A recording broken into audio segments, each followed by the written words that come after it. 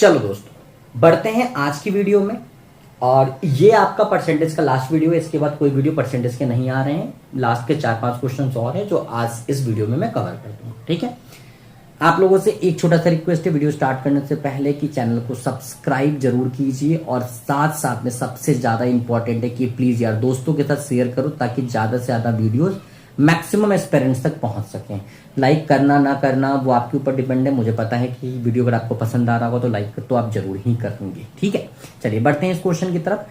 Question कह रहा है यदि किसी वस्तु के मूल्य में 25% की वृद्धि होती है, फिर मूल्य में 20% की कमी आती है और फिर 10% की वृद्धि की गई है, तो बताइए परिणाम स्वरूप कितनी वृद्धि हुई है। मेरे ख्याल से ये क्वेश्चन आपका किसका है, क्रमागत छूट का है। तो 25% अगर वृद्धि हुई है, अच्छा छूट इसलिए देखो, छूट का मतलब ये कंफ्यूज मत हो जाना कि क्रमागत छूट का मतलब होता है भाई उसमें तो प्राइस घटना चाहिए, इसीलिए मैं ना उसको क्रमागत छूट नहीं कहा कि क्रमागत रुक जाइए 2 मिनट, उसको क्रमागत में छूट ना कह के बेटा क्रमागत बदलाव कहता हूं, ताकि दोनों कंसिडर होता है, उसका बढ़ना और घटना दोनों कंसिडर हो जाता है इसमें। ठीक है, तो 25% से बढ़ना मतलब 5/4, 20% से घटना मतलब 4/5, और 10% से बढ़ने का मतलब 11/10। लास्ट में मल्टीप्लाई बाय 100 कर दीजिए। ये दोनों डेटा इसको कैंसिल कर देगा, ये इसको कैंसिल कर देगा, ये इसको कैंसिल कर दिया। 110 का मतलब है कि वैल्यू 100 से 10 ज्यादा है, मतलब 10% का मान बढ़ेगा। वृद्धि कितनी की होगी, 10% की वृद्धि होगी। ठीक है, ये क्वेश्चन ऑलरेडी ऐसे मल्टीपल्स क्वेश्चन कर चुके हो तो मुझे नहीं लगता कि अब कोई क्वेरी बची होगी। ठीक है, चलो ये बड़ा प्यारा क्वेश्चन है। देखो इस क्वेश्चन को करने से पहले मैं थोड़ा आपको एक चीज समझा देता हूं। ये क्वेश्चन भी आपका क्रमागत पर ही डिपेंड करता है। ठीक है, और मैं उसी तरीके से इसको सॉल्व करूंगा, समझना उस बात को। क्वेश्चन कहता है कि 2 कैंडिडेट हैं, इसको हिंदी से समझ लीजिए क्योंकि थोड़ा सा डिफिकल्ट होगा, हिंदी मीडियम के बच्चों के लिए थोड़ा सा इजी पड़ जाएगा। 2 उम्मीदवार हैं, एक्स और वाई ने एक चुनाव लड़ा। 80% मतदाताओं ने अपना वोट डाला है। अब समझना मेरी बात को, किसी भी शहर में 100% लोग होते हैं। अब मैं सबको फ्रैक्शन के फॉर्म में लिखूंगा, इसलिए मैं 100% को भी 1 लिखता हूं। ठीक है, 100% को 1 लिखता हूं, तो मतलब पहली बात शहर में कितने लोग हैं, 1 लोग हैं। ठीक है, प्रतिशत के तौर पे। फिर क्वेश्चन ने कहा है कि 80% लोगों ने ही वोट डाला है, तो 80% का फ्रैक्शन मतलब होता है 4/5। तो एक पूरी जनसंख्या थी जिसका 4/5 पार्ट आपका क्या है, बाट वाले लोगों ने वोट डाला है। ठीक है, फिर कहता है यदि कोई वोट अवैध नहीं था, वोट कोई अवैध नहीं था मतलब अब कुछ भी इसमें से डिडक्शन नहीं करने, सारे के सारे 80% लोगों के वोट काउंट होंगे। ठीक है, नोटा इनमें से कोई नहीं है। नोटा मतलब इनमें से कोई, मतलब कभी होता है ना कि मल्टीपल्स वोट चले गए, तो वैसी भी कंडीशंस नहीं है। ठीक है, एक्स को डाले गए वोटों का 56% मिला है, जितने भी वोट पड़े हैं उसका 56%। अगर मैं नॉर्मल तरीके से समझूं तो 100 लोग थे शहर में, उसमें से 80 लोगों ने, मान लो 100 लोग थे शहर में, उसमें से 80 लोगों ने वोट दिया, और 80 का 56% मतलब 56% ऑफ किसका, 80 का वोट किसको मिला है, एक्स को मिला है। और यही रीजन है कि वो 1440 वोट से जीता है। अब मुझे एक बात बताओ, जैसे मान लो कोई मैच हो रहा है और उसमें मान लीजिए कि एक तरफ सीएसके है और एक तरफ आपका बैंगलोर है। ठीक है, एक तरफ सीएसके एक तरफ बैंगलोर है। मैंने कहा कि सीएसके 5 रन से हार जाता है, लॉस्ट बाय 5 रन। अगर 5 रन से हार जाता है, इसका मतलब ये नहीं होता कि बैंगलोर ने 5 रन बनाए थे या सीएसके ने 5 रन बनाए थे। इसका मतलब ये होता है कि इन दोनों के बीच में, मतलब अगर मान लीजिए बैंगलोर ने 110 रन बनाया है तो सीएसके मात्र 105 रन बना पाई, और हम कह सकते हैं कि वो 5 रन से हार गया। तो मतलब इनके बीच का डिफरेंस। तो जरा मुझे बताओ, अगर मैं इस 80% को 100% एज्यूम करता हूं, ठीक है, तो अगर एक्स को 56% वोट मिला होगा तो वाई को कितना मिलेगा, 44% वोट मिलेगा। ठीक है, एक्स को अगर 56% वोट मिला होगा तो वाई को कितना मिलेगा, 44% मिलेगा। अब एक डाउट दिमाग में आ सकता है कि आपने 80 को 100% क्यों एज्यूम किया। तो जरा मुझे बताइए भाई साहब कि अगर 80% लोगों ने ही वोट दिया है तो जो पर्सन जीतेगा या जो पर्सन हारेगा उसके लिए वो 80 ही सर्वोसर्वा है। और मैंने आपको ये बात समझा के रखा है कि जिसके ऊपर डाटा डिपेंड करता है उसको एज्यूम कितना किया जाता है, 100 एज्यूम किया जाता है। तो ये जो पॉपुलेशन जिसके ऊपर उसके जीतना और हारना डिपेंड कर रहा है वो कितना माना जाएगा, 100 माना जाएगा। तो एक्स 56% वोट मिला तो वाई 44%, मतलब इनका डिफरेंस कितना हो जाएगा, 12% हो जाएगा। यानी ये जो 1440 वोट है वो किसके बराबर है, 12% के बराबर है। तो यहां पे पहले 12% का फ्रैक्शन वैल्यू निकालिए, तो ये 3/25 होगा।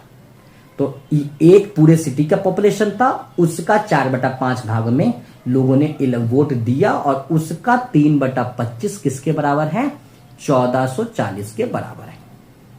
अब क्वेश्चन ये कह रहा है कि what is the total number of voters in the voter list. तो भैया वोटर लिस्ट में कितने लोगों के नाम थे, तो वो जो नाम थे वो एक का मतलब कि पूरे 100% का था। तो मुझे यहां से 1 की वैल्यू निकालनी है, बाकी सारा डाटा भेज दीजिए, 1 को रख लीजिए। तो कुछ इस प्रकार से मेरे ख्याल से आप लिख सकते हैं आराम से। ये चलती है 12 होता है, और सबको पता है कि 12 का स्क्वायर है तो ये 120 हो जाएगा। तो 120 गुना 125 सॉल्व कर लीजिए, 15,000 आपको इसका आंसर मिल जाएगा। 15,000 क्या मिल जाएगा आपको, इसका आंसर मिल जाएगा।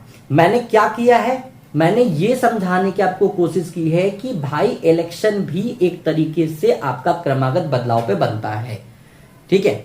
और ये बहुत इजी वे में आराम से बन जाता है, बाकी एक्स लेके बनाओगे तो बहुत टाइम लगता है, ठीक है। ना समझ में आएगा तो एक बार दोबारा देखना, स्टिल ना समझ में आएगा तो कमेंट बॉक्स में जरूर बताना कि कहां पे तुम्हें डाउट आ रहा है, ठीक है। चलो बढ़ते हैं अगले क्वेश्चन की तरफ।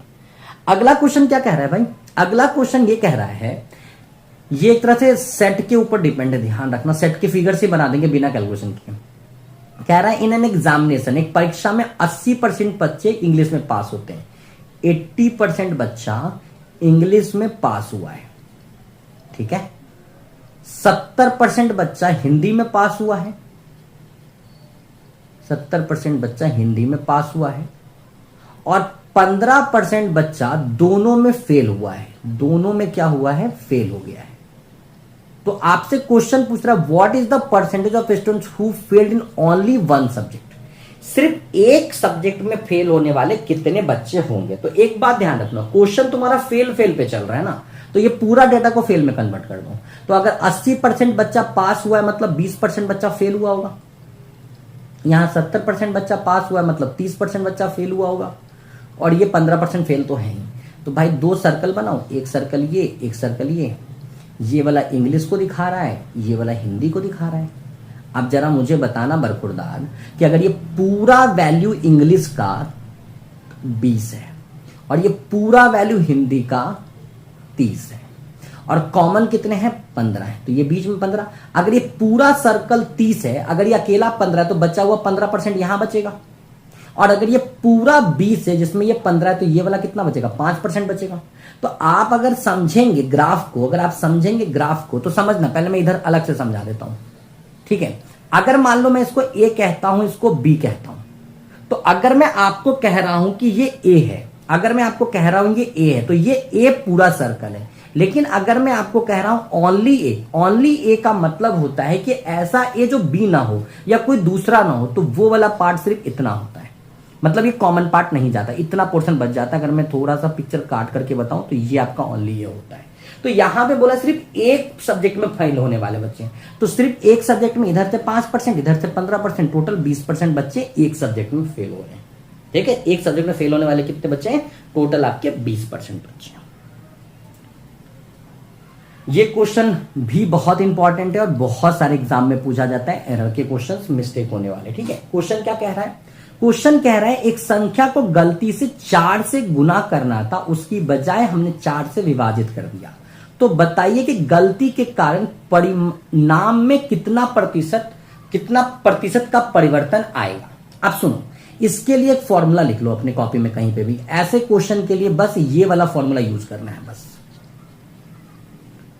ओरिजिनल वैल्यू मतलब कि जो उसका वास्तविक मान में से जो परिवर्तित मान है उसका डिफरेंस लेना है और उसको ओरिजिनल मान से क्या करना है, विभाजित करना है, ठीक है। तो रियली में उस बंदे को करना क्या था, मल्टीप्लाई, तो 4x, गलती से उसने कन क्या कर दिया, डिवाइड, मतलब x/4, और ओरिजिनल मान कितना 4x is equal to multiply by 100। जरा सॉल्व कीजिए, इसको एलसीएम लेके सॉल्व करेंगे तो हो जाएगा 16x - x/4 multiply by 4x into 100। ये कितना हो गया आपका 15x/16x मल्टीप्लाई बाय 100। x से x आपका कैंसिल हो जाएगा, ठीक है। ये 16 का हो जाएगा आपका 4, ये हो जाएगा आपका 25, ठीक है, इसको मल्टीप्लाई कर लीजिए। अच्छा ऐसे रुकिए रुकिए रुकिए, इतना करना क्यों जरूरी है भाई, मैं तो भूल ही गया था कि आपको मैंने ऑलरेडी टेबल दे के रखा है, तो आप डायरेक्टली भी सॉल्व कर सकते थे इसको। ये आपका 15x अपॉन में 16x मल्टीप्लाई बाय 100 हो जाएगा। x काट लीजिए, 15/16 को मेरे ख्याल से 15 गुना 1/16 तो सारा बच्चा लिख सकता है, और 1/16 की वैल्यू मैंने आपको 6.25 बताई थी, तो भैया मल्टीप्लाई कर लीजिए, आपका आंसर 93.75 होगा। 15 गुना 6.25 कर लीजिएगा, आपका आंसर कितना हो जाएगा 93.75 हो जाएगा। ये आराम से क्वेश्चन बन जाएगा। ऑलरेडी नंबर आपको टेबल इसलिए दिए गए हैं ताकि आप उस क्वेश्चन को सॉल्व कर सकें। वो बेटा आपको क्लियर होगा। इस क्वेश्चन के लिए फॉर्मूला रख लो, क्योंकि मैं इसका ऑल्टरनेट बताऊंगा ना। जनरली कुछ लोग बोलते हैं कि भाई इसका कॉमन डेटा ले लो, कुछ ऐसे नंबर ले लो जिससे मल्टीप्लिकेशन और डिवीजन के लिए कॉमन एलसीएम डेटा हो जाए। उसमें एजम्पशन में अगर आपने गलती कर दी तो आंसर डेसिमल में जाने लगता है, तो मैंने वो पार्ट हटा के फॉर्मूला दे दिया है आपको। अब आपका ये आखिरी क्वेश्चन इस वीडियो को, और हम कहें तो परसेंट का भी आखिरी क्वेश्चन है। क्वेश्चन क्या कहता है? क्वेश्चन ये कहता है कि P का वेतन Q के वेतन से 20% कम है, जो R के वेतन से 20% कम है। तो मतलब मुझे समझ में आ रहा है P का वेतन Q पे डिपेंड करता है, Q का वेतन R पे डिपेंड करता है। तो चलो भैया R को मैं 100% मान लेता हूं, 100% मतलब 100 मान लिया। इससे ये 20% कम है, तो इसका 20% कम होने का मतलब Q कितना हो जाएगा? 80 हो जाएगा। और इससे ये भी 20% कम है, तो इसका 20% 16 होता है, तो मतलब P की वैल्यू कितनी होगी? 64 हो गई। ठीक है, अब क्वेश्चन क्या कह रहा है? R का वेतन P के वेतन से, R का वेतन P के वेतन से कितना प्रतिशत अधिक है? तो भाई R अधिक कितना है? तो 100 माइनस 64, मतलब कि 36 ज्यादा है। और कंपैरिजन किससे करना है? P से करना है। तो 36/64 गुना 100, तो 4 से इसको कट कीजिए, ये 9 हो जाएगा। 4 से इसको कट कीजिए, ये 16 हो जाएगा। और अभी बरखुरदार 9/16 मतलब 9 गुना 1/16, और 1/16 की वैल्यू अभी पढ़ी अपन ने 6.25, मल्टीप्लाई कर लीजिए, 56.25 आपका करेक्ट आंसर होगा। तो गाइस परसेंटेज में इसके अलावा कोई पीवाईक्यू नहीं बचा है, सारे पीवाईक्यू मैंने कवर करा दिए हैं आपको। और अगर कोई वीडियो में डाउट्स आ रहे हैं तो वीडियो को एक बार रिकैप करके देखना, फर्स्ट टाइम अगर देख रहे हो तो स्टिल, और अगर नहीं फिर भी डाउट रह रहे हैं तो श्योर आप उसको भेजिए, मैं उसको आपको दोबारा से एक्सप्लेन करने की कोशिश करूंगा। ध्यान रखिएगा, अगर आप मुझसे जुड़ना चाहते हैं तो ये आपके व्हाट्सएप चैनल है, इस पे भी आप जुड़ सकते हैं। डायरेक्टली अपने नंबर पे मुझे व्हाट्सएप करके अपनी क्वेरी पूछ सकते हैं। Follow me on Instagram, follow me on Facebook page. तो गाइज आज के लिए इतना ही। इस वीडियो में हमने पूरा कवर कर लिया परसेंटेज, तो अब कुछ नहीं बचा है। Thank you so much.